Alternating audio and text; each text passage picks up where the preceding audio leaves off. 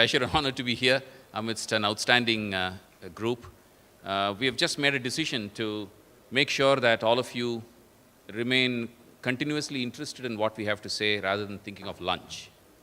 And to do that, we've made a small change in the format. We're going to talk about building sustainable education institutions. And when we were having a chat about what this session really meant, we kind of recognized that the word sustainability is key to this session. And so building a sustainable institution essentially means, therefore, one way of looking at could be looking at sustainability from building a brand, and which represents quality, represents excellence, focusing on growth within the schools and across schools, perhaps even different formats of schools, boards and formats and so on and so forth. Clearly, it needs capital, because growth is not going to come without capital, and capital could be a combination of what's generated, accrued internally. It could be debt, could be equity, of course, where it is allowed. And the fourth, and probably the most important, is people, right? Without whom all of these conversations, frankly, have no meaning. And if you support these four with a very strong dose of innovation and imagination, and another very strong dose of extraordinary commitment to students who graduate out of portals, I suppose that that's the sustainable institution, educational entities that will get built. One of the interesting things about education is that, unlike any other sector, this sector to me represents the most interesting and almost a perfectly balanced intersection. And in the previous session, somebody was talking about intersection. This represents to me the perfect intersection between social commitment, an extraordinary social commitment with financial prudence. A combination of this, again, is absolutely essential for sustainable education institutions. So to talk about that today, we're going to have Ryan Pinto, who will give his keynote views and observations on the subject, and we will then convert that into a conversation. We have panelists whose names you're all familiar with, and we will try and include audience views as well. We've imposed some self-limitations on how much we are going to speak, and I have been given the honor of being rude to people and make sure that everybody is on time. And I'm going to continue that rudeness even during the question hours, because we really want questions and not lengthy observations as well. So with that, I will ask Ryan to get the whole thing started. Ryan? Thank you, Mr. Anand. If you don't mind, gentlemen, I'm just going to stand. We've been sitting for a while, so. Firstly, I want to thank God Almighty for this opportunity to be here. I want to thank the organizers, Franchise India, for organizing this Education Congress. And it's wonderful to be among such august panelists and all of you out there. I'm just going to take a few minutes. I know we're going to be rushing through this session. Being a young person, I just want to give you a glimpse of what is the young India today. Today, we are the largest young population that mankind has ever seen. We have more than 500 million that are under the age of 25. So this number is something so profound and something that many people can't grapple with, governments can't grapple with. For instance, you might be surprised that one of the largest school institutions or an organization, the school sector, is in India. More than all of the US, more than Europe, more than UK, because of the sheer numbers. We have about 350 million children that should be in school. Out of this, there's a gap of about 100 million that are not in school. So there are only about 240, 250 million children that are in school. And the total number of schools in India are in excess of 1.5 million. And out of that 1.5 million, about 23% are private schools, and out of that 23%, about 12% are unaided. I just wanted to give you a glimpse of those numbers, just to show the need, the importance of education, and a need and a role for private educators to come into this sector. We as an organization today are really thankful to God. With a humble beginning in 1976 in Mumbai, today we've grown across 40 cities, 18 states, and on a daily basis we educate about 250,000 children. And essentially, we are not a franchise. We are all all our schools, all our campuses are owned and managed by us. And I know that we're going to quickly get into the panel discussion and a dialogue, but I would put about 3 Ps that are really, really important. One, as Mr. Anand already mentioned, it's about people. We're in the education sector, we're not in the manufacturing sector. It's about children, it's about parents, it's about families. And of course, together is that family of our staff and educators and admin. That as all the stakeholders as a school, we need to pull together. You know, Jim Collins talks about in his book, Good to Great, of getting the right people on the bus and then figuring out where that bus wants to go. So that's one of the P's that I think is really, really important. The other P that I think is important is on the processes that we all have. What are the checks and balances? What are the things that we need to look out for? How do we maintain that quality? And at the end, I think, as we scale, we also need to manage our expectations and our projections. A lot of the times, you have capital people coming in, private equity people coming in, and talking about wonderful models and numbers on an Excel sheet. But we need to manage that. And the third P for me, which I think is really important, is maintaining the pulse of the organization, of the institution. What is at the heart of the school or the institution? That is what matters. The core value of what a school is about educating a child, not just for the degrees, for the certificates, but it's about educating a child to becoming a positive contributor towards the community at large. With that, I want to hand over back to my panelists. Once again, thank you. Thanks, Ryan. One of the most extraordinary achievements is what your school says, your chain of schools has achieved, 130 schools. Did you say about 40 cities that you're in? It's about 40 cities. And 250,000 students, numbers that resonate with the sheer size of India. I think one of the things we all need to appreciate is everything about India and all the challenges that we have, they are real problems and they are big problems. And to be able to solve them on a consistent basis requires entrepreneurship with tremendous amount of imagination, and that's something. You talked about patience, people, process. I'm going to come back to some of those because they're very, very interesting and very relevant to what we talk about.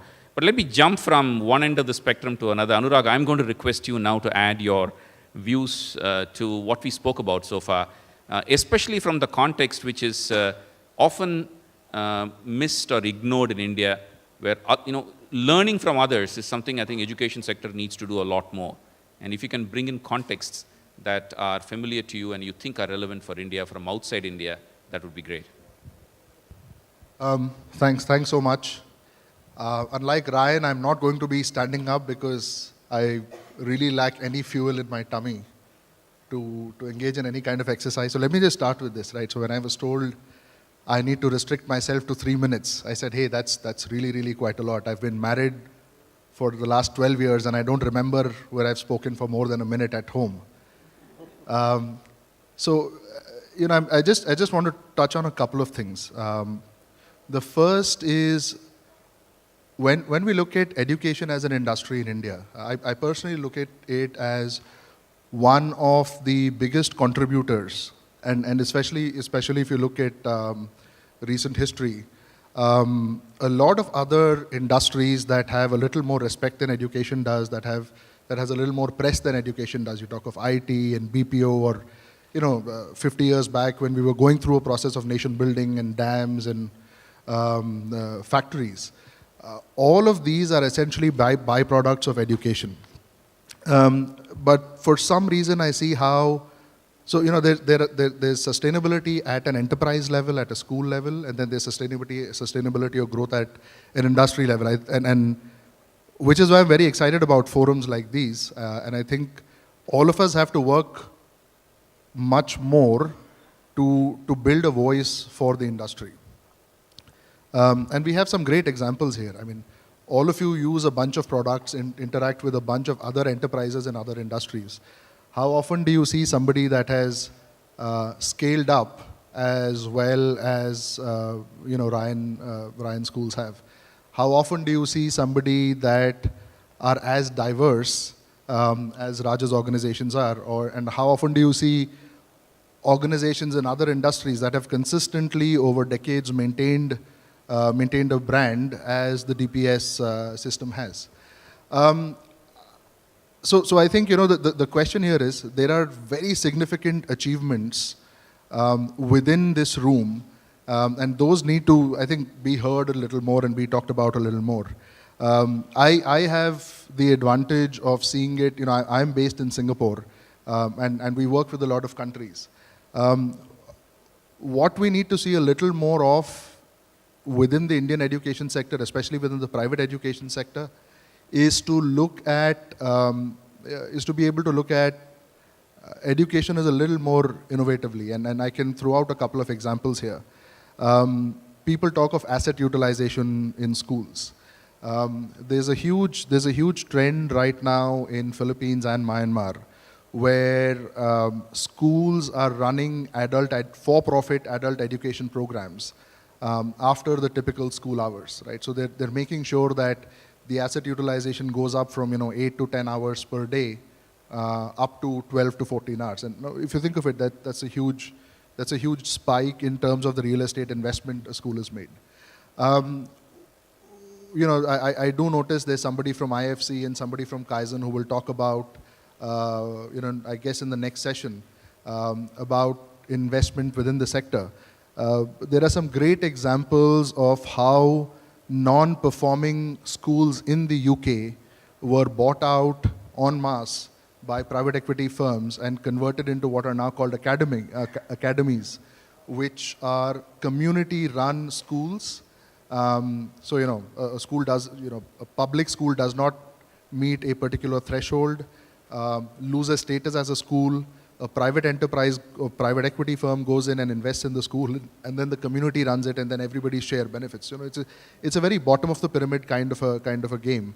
And I think those are the kind of examples we need to find more of. We were, while we were preparing, we were talking about schools across Asia that run on less than $10 a month of fee, so roughly 500, 600 Indian rupees a month, and are running on 30% operating margins and very, very high levels of EBITDA, which other industry would find very tough to replicate. And exactly as some of us spoke, I think there has to be, so apart from the 4 Ps, let me add an I from my side. I think we have to get much more innovative at our people practices, at how we use our assets, at how we communicate our successes outside to the industry. And I think that's going to be the next big wave when it comes to education in India. Thanks, Anurag. 4 Ps and an I. Please keep track of this. There's going to be a test at the end. Please keep track of all of the 4 Ps and an I. Interesting. Raj, you represent something which, to my mind, is something spectacular about India. Coming from Tier 2 towns, Vizag, and reaching out entrepreneurially into a sector which has otherwise been constrained by the regulatory system, and building an institution of excellence in a place like Hyderabad and then expanding outside has been a very, very interesting and a very impressive success story. Now, we spoke about the 4 pillars. You heard Ryan, you heard Anurag talk about innovation. I think that's one area that we will touch upon again. And you represent entrepreneurship, which cannot happen, especially in the initial stages, without innovation. So can you just take the cue from Anurag, tell your own story and then add your value, but touch upon the innovation piece especially? Good afternoon, everyone. So we started our journey, as you know, that in a Tier 2 city. But actually, prior to that, we grew up in a Tier 5 or Tier 6 kind of place. It's not that we are from Tier 2 city and this thing. So one of the strong belief we have is our vision should be aligned to the aspirations of the parents or customers. In general industry, it's the customers. In the education industry, our vision always continuously we have to refine to the aspirations of the parents. So as trends are changing and as world is moving towards the globalization 20 years back, so we thought we should move into quickly the holistic, fully international curriculum kind of education. So we started our first school, Oak Ridge in Hyderabad in 2001. Today we have 5 Oak Ridge schools. So what we strongly believe is, see, when my dad paid 200 rupees school fees for me versus when I pay 2 lakhs for my daughter, there is a lot of change in the perception of education. The parent is absolutely a customer here. So it's not just a transaction of education, it's all kinds of customer expectation comes into this. Like experience, wherever the customer experience we talk, parent also expecting that kind of experience. It is not just transaction, it's all kind of customer needs and customer expectations we need to address. That's what one point I strongly feel. And the other thing is how we create high value to the parents. So value, we all know that is the difference between benefits and costs. So when our benefits goes up, the cost goes down. When I mean cost, it need not to be only the money part. It can be distance. For example, schools like us, we need 5 acres, 10 acres properties. People need to travel, a 3-year boy or girl or 5-year boy or girl need to travel 20 kilometers, 25 kilometers every day. When they see high value in that this thing, people are willing to send their kids very far. So innovation comes in creating the value. So people believe that it's very difficult to create that high value at low cost. That's what our model we strongly believe, international school with low value. So what I strongly believe is we should create high value with the lowest cost possible, with the highest satisfaction, at the same time achieve highest profit to the company. Looks like each clashing with one. I just share an example. Look at Maruti car 30 years back. I always use this example. It's high value than the cars at that point of time, Fiat and Maruti, Fiat and Ambassador, and low cost when compared to those cars, and high customer experience. And I'm sure most of you have known that Maruti is into profits. You may be having some stocks also. So it's continuous innovation. Sustainability is continuous innovation. It's not one point. It's a journey, not a destination. That's what I feel. Journey, not a destination. Interesting. And you added 2 more words now. Perception is one that you talked about. And you also talked about experience or customer experience as an experience. Interesting. And you also talked about value. Value is tied to perception, as you know. And if there is one example of an institution which has demonstrated value, is DPS R.K. Puram. And you have also, Dr. Saini, demonstrated the power of building an affiliated network of institutions. We, right at the beginning, talked about 4 things. We talked about growth, brand, we talked about growth, we talked about capital, and we talked about people. So especially from a perspective of recognizing the power of the brand and therefore quality, and leveraging it through an affiliate model is something that DPS has been a pioneer. That's an innovation that you brought to the table, actually. You were the first to do that, if I recall correctly. What's been that experience, and how has that helped you build a sustainable organization, particularly with respect to ensuring that in affiliate institutions, the same level of quality can be maintained as R.K. Puram has demonstrated can be done? First, I would like to share 4 things. Why we are giving something to the society. Number 1, we want that our student shall be the healthy student. Then second, we want their happiness. And third, we want that they must be successful in life in their desired mission or aim. And fourth one, the motto of the school is service before self. These are the 4 key things. Then the DPS society is the only society. There are so many societies also, but there is no owner of this DPS schools or DPS society. Initially, it was started in the year 1949. There was only one school, and Mr. Dharamveera, Mr. Dr. Justice Grover, and other Dr. Kirpal also, they started to serve the nation, quality education without taking any profit. And second thing, because in DPS culture, there is a continuity in the system, and they give the powers to the principal. In our system, the principal is the principal and the manager of the school also. And he has been empowered, and they have trust in the principal, because the principal is performing the duty which they are regulating or directing what system they want. So basically in our society, people are from various fields, different people from different background. plus they have only one motive to give something to the nation, to the country, and same we are inculcating in our student. So we are looking after, number one, ethics and moral. If the student is having very good mark, now recently we have created a world record I would like to share with the permission of all. There is a one girl, you can see the website of the school. She has created world record in SAT 1, SAT 2 and TOEFL, Sriyavardhan. And now she is in Harvard with 100% scholarship. And there are many students and 615 students qualified to get admission in various best universities of the world, including all the 8 Ivy League universities. The mission is same, the continuity, and the trust in the teachers also. So DPS, I am not saying others are not doing, they are also giving. We are having nearly 200 schools in India and abroad also. In Delhi, all are society school. What is our mission? The teacher must be empowered. When teacher is not having any fear and he knows that people have faith, parent including the management also. So our teacher, we cannot transfer them from one school to other school.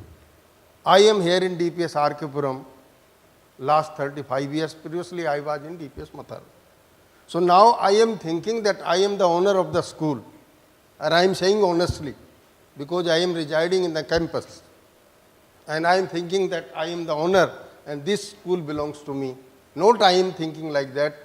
Each student, each teacher and staff member, they are feeling the attachment and they are feeling this is my school.